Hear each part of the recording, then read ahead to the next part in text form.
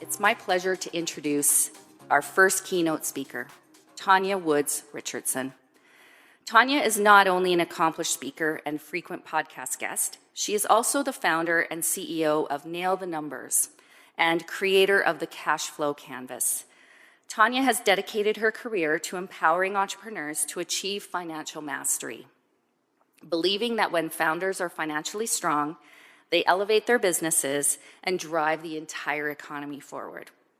Today, Taunya will guide us through Nail the Numbers, a vital tool for business owners looking to better understand their finances and set a solid foundation for growth.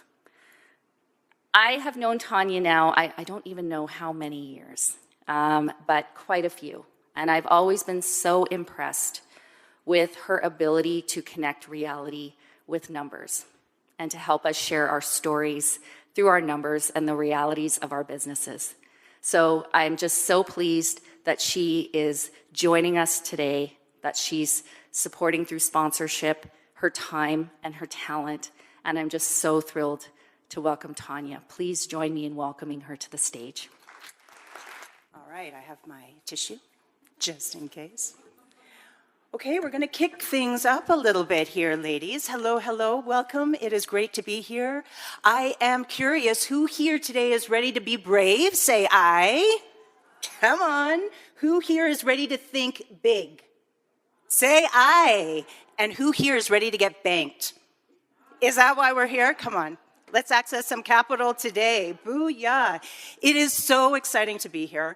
I'm excited to be here. I'm excited to share the stage with such incredible individuals. Marcella, thank you for that authenticity this morning. That led us in the right direction, knowing this is a safe place to have the conversations that we need to have today.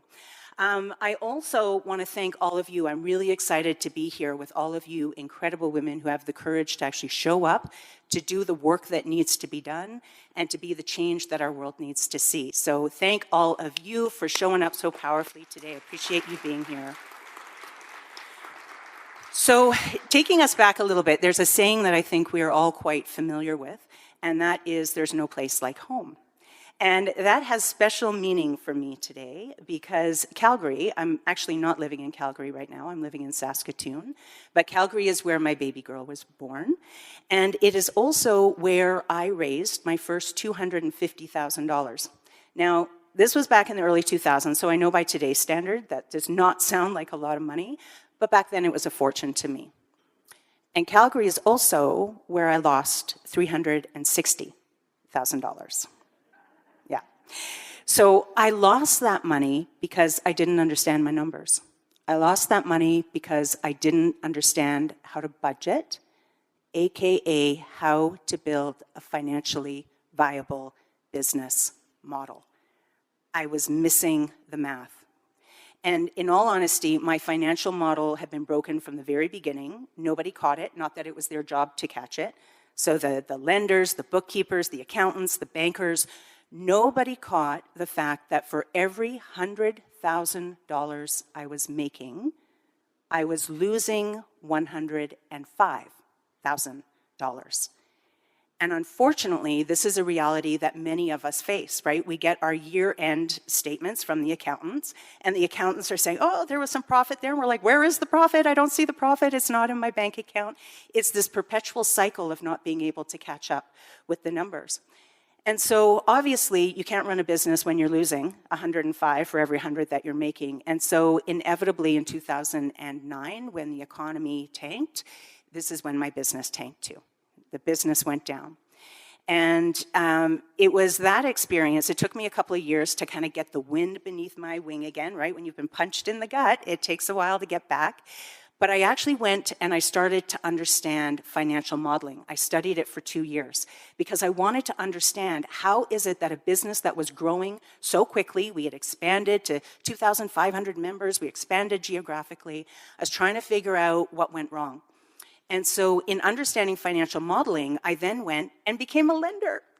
I became a lender. I had a portfolio of $4 million, and I was able to give small business owners access to capital. But in that experience, that's when I got to see cash flow statements, AKA budgets.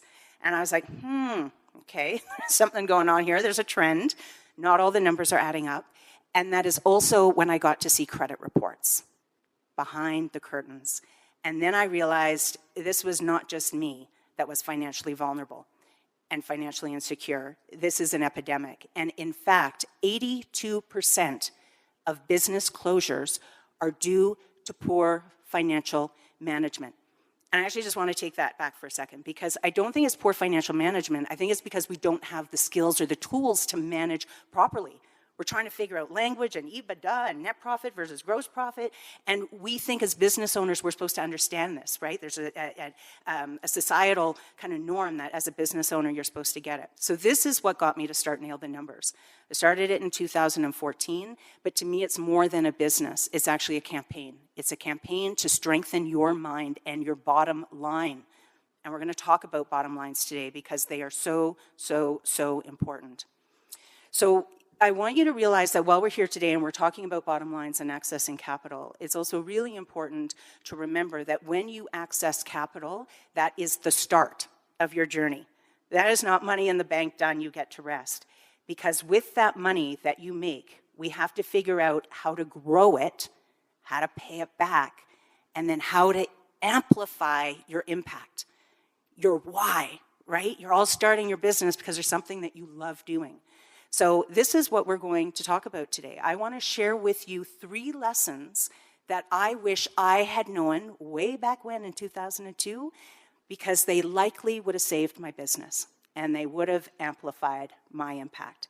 So I want to welcome you to budgets, bottom lines, and Bermuda triangles. That's what we're going to talk about today. Now, I tend to go down rabbit holes, so I want to be mindful of time.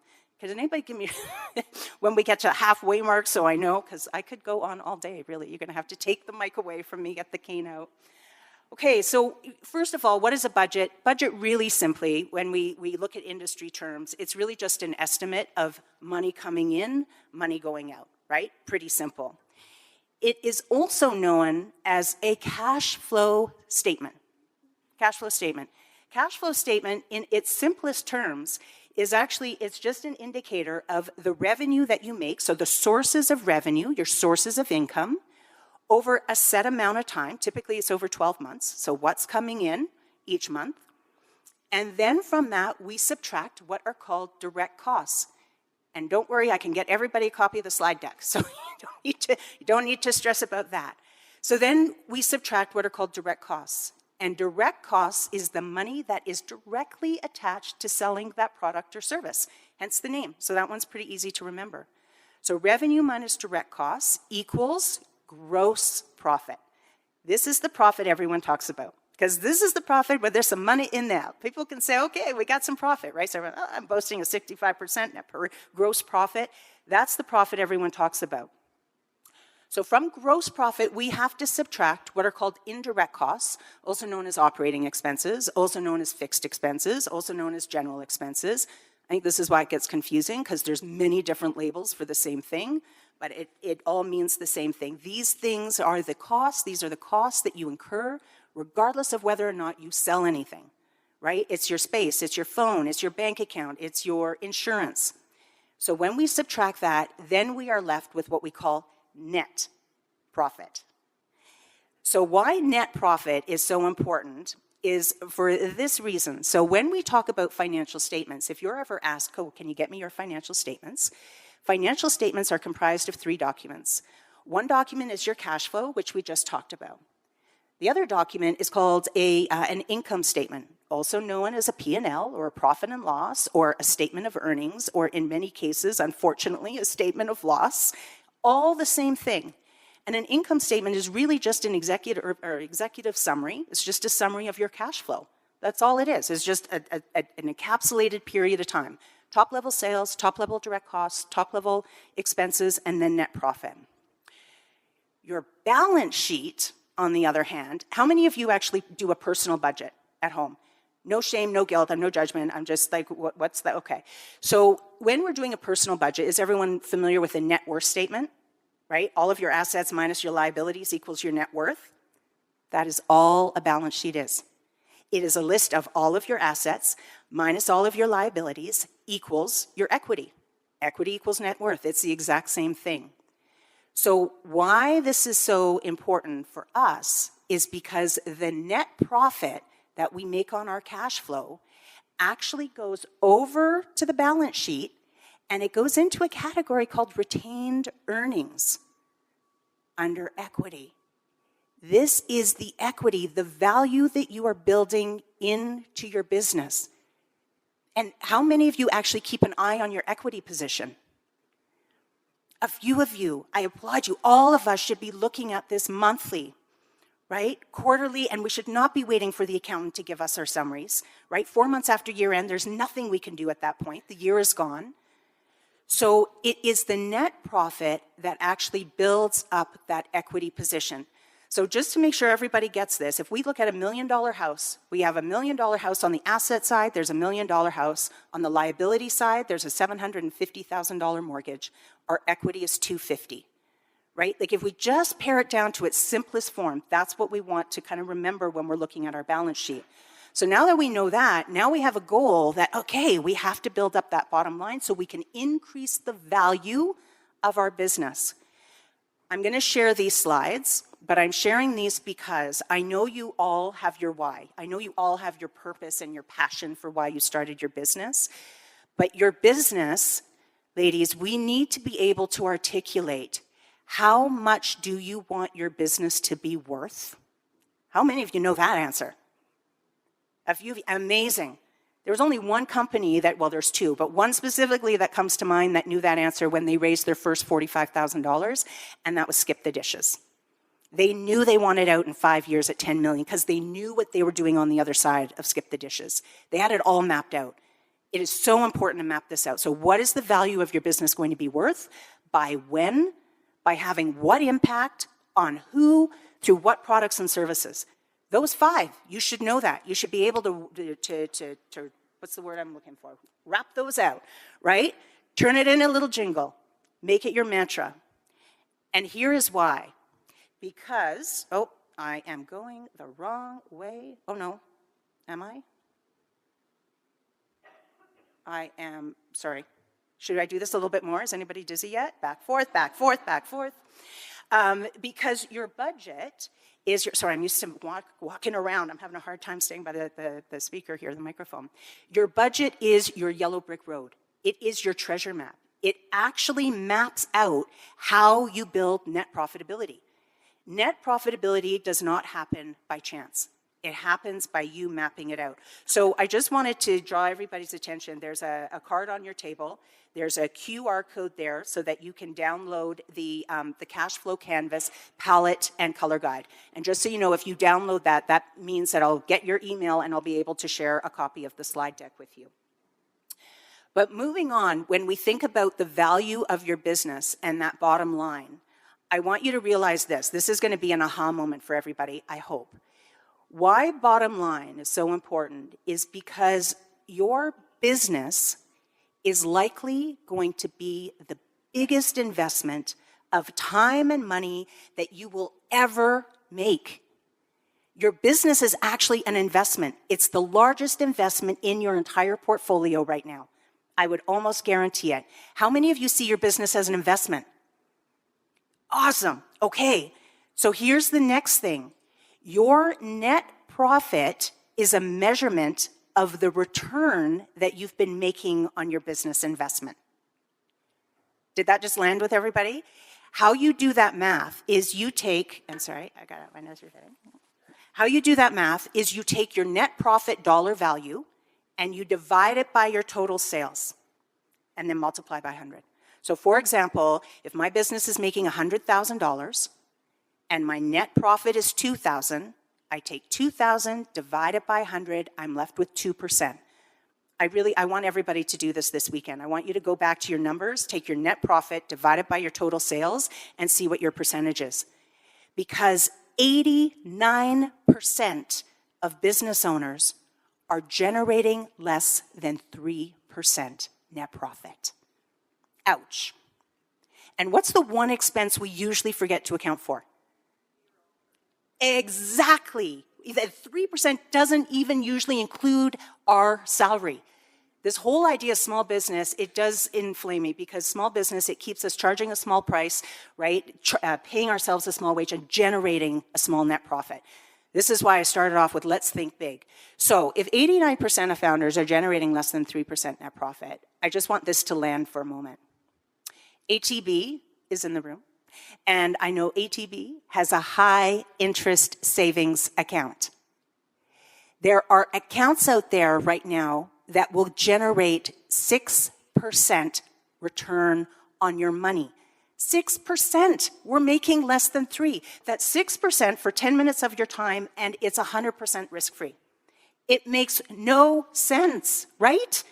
Right, because right, everybody should be like, oh my God, this is like a wake-up call. Like we should be like, what am I doing? So your budget is what actually gets you to the place of making sure that you can generate that net profit. Now, in addition to your ROI, your net profit is your emergency fund. When you generate that net profit, every month we should be setting that aside and putting it into the high interest savings account at 6% and not touching it, because that becomes our emergency fund, just like in our personal budget. So it becomes our emergency fund so we can weather the economic storms. It becomes the ROI, both short-term and long-term, because the stronger your net profit, the stronger your business valuation is going to be when you go to sell it. Because they use a multiple. It's called a multiple of your net profit. And every industry has a different multiple, but that's the first thing your evaluator or business broker is going to do. And the third reason, ladies, is because it is from net profit that you amplify your impact. It's the net profit that allows you to go build the hospital wing, to fund the minor hockey league, to go help find a cure for cancer. That comes from net profit. Right? So we don't need to have the stigma around profit is bad. Profit is your savings, profit is your ROI, and profit is actually what amplifies your impact. Did that land with everybody? The importance of net profit? Because I don't think we talk about profitability enough. I think it's this catchphrase, and there's a stigma to it, and then we just throw profit around, and most of us are talking about gross profit, but we have to plan for that net profit. How am I doing for time? Did you say 1 minute? No. It's like, Okay. How many? 10? Okay, perfect. Okay, so the Bermuda Triangle of budgets. This is where everybody's losing their profitability.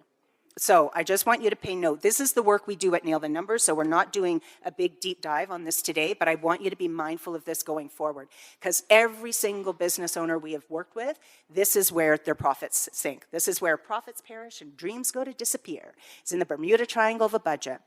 So the Bermuda Triangle is getting crystal clear on your revenue streams. It's getting crystal clear on your direct cost per revenue stream.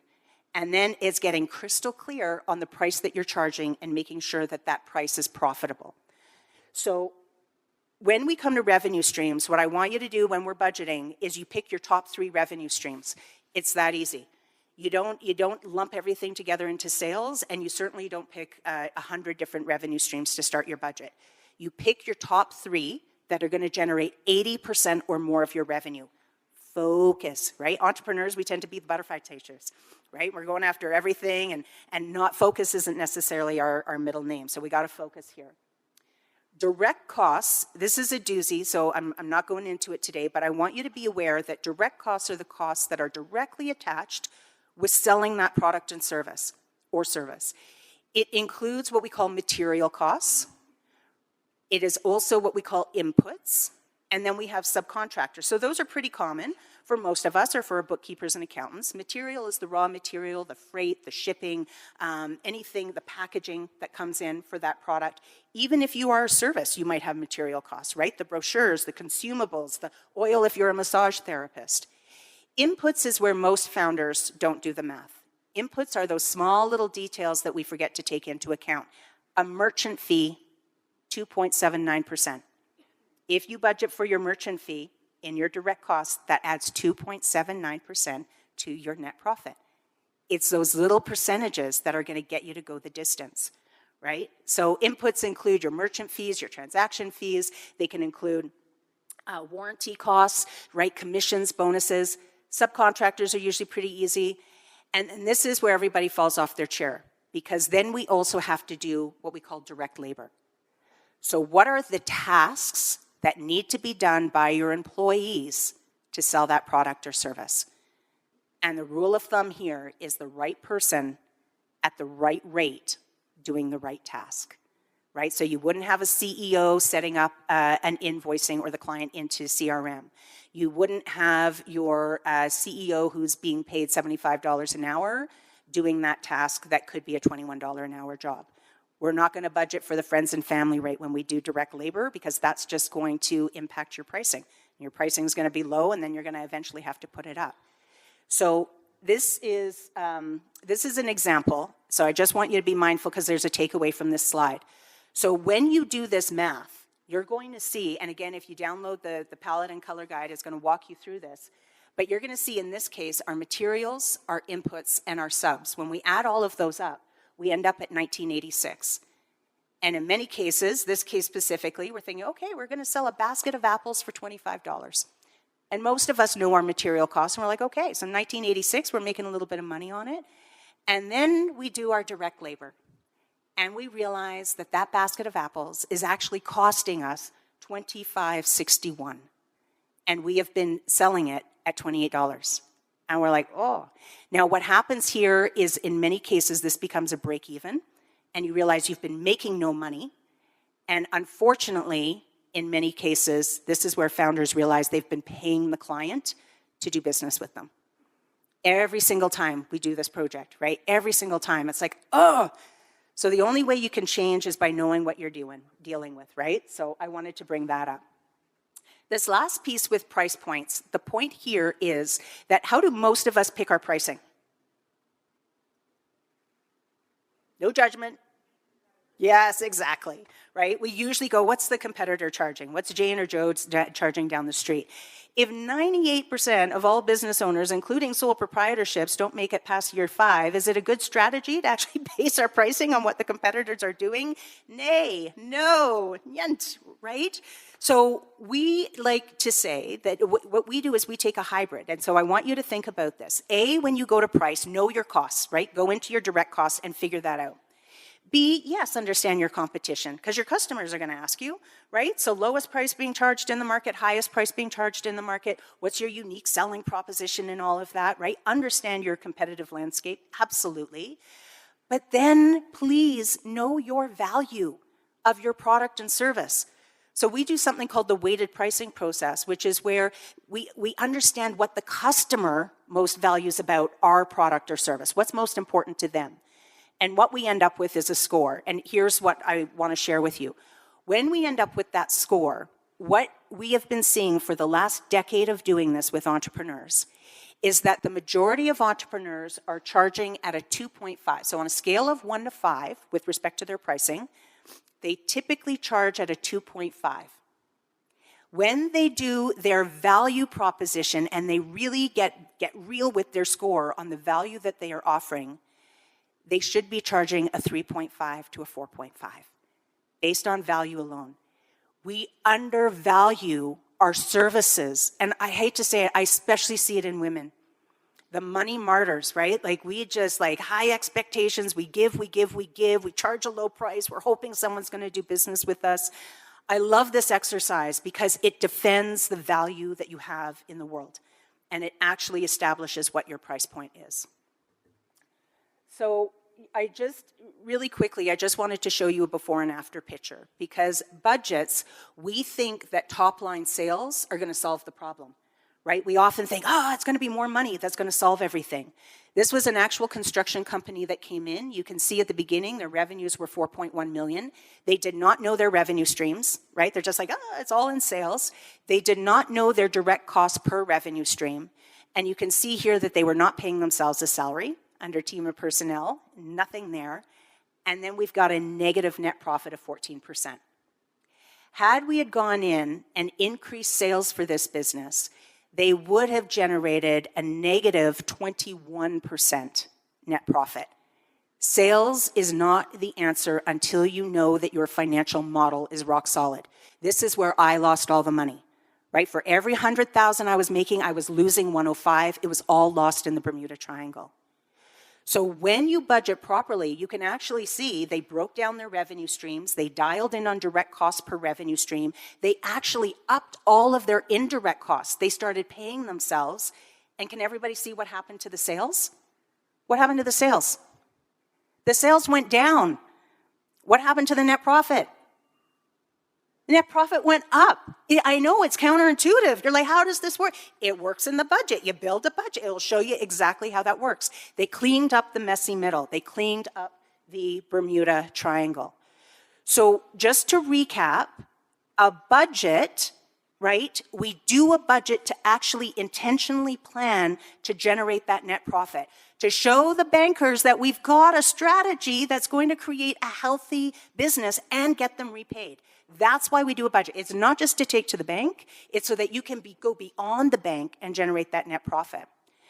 Profitability is so important because A, it is your savings account, it's your safety blanket, it's your emergency fund, it is your ROI. It is the return that you are making on your business investment, and it is where you are going to amplify your impact from profitability. And third is you've got to learn how to navigate that Bermuda Triangle, right? Revenue streams, direct cost attached to revenue stream, and then your price point. So in conclusion, I am going to say that the most important thing that I have noticed when it comes to nailing numbers and to achieving the business of your dreams, we need to have the heart. And I know all of us in the room have the heart because we got the passion, because that's what's bringing us here today.